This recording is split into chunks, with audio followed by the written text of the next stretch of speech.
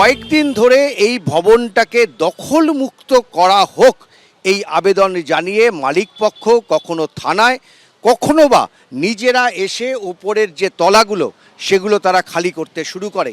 তাদের দাবি যে দুটো তলা তারা ভাড়া দিয়েছিল, বাকিটা তৃণমূল কংগ্রেস দখল করে রেখেছিল।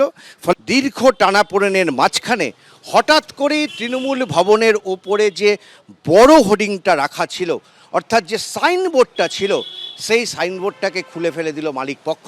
তাদের দাবি বাড়ি রং করা হচ্ছে, সেই জন্যই সাইনবোর্ড খোলা হয়েছে।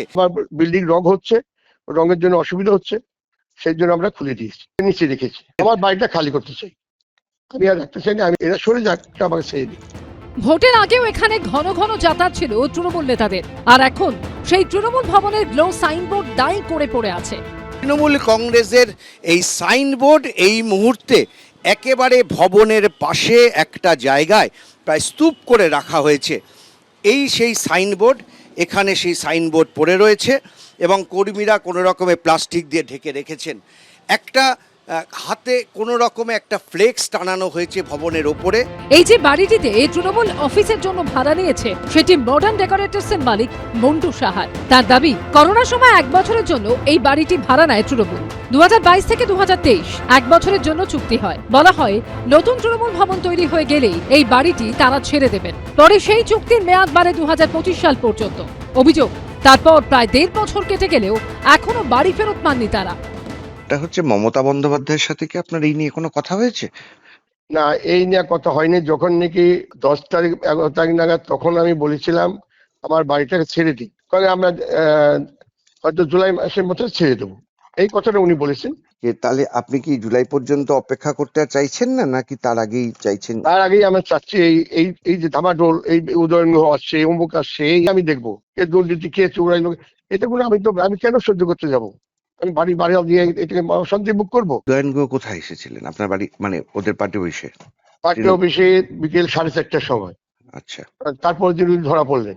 এইসব দেখার পরে আমার তো টেনশন হচ্ছে না, 70 বছর বয়সে আর যদি আমার রাত্রে ঘুম কেড়ে গেছে। ক্ষমতার সময় ক্ষমতার দম্ভে তৃণমূলীরা সে একটি অঞ্চলের বা পাড়ার নন্টে ফন্টেরা পর্যন্ত হাতে মাথা কাটছে।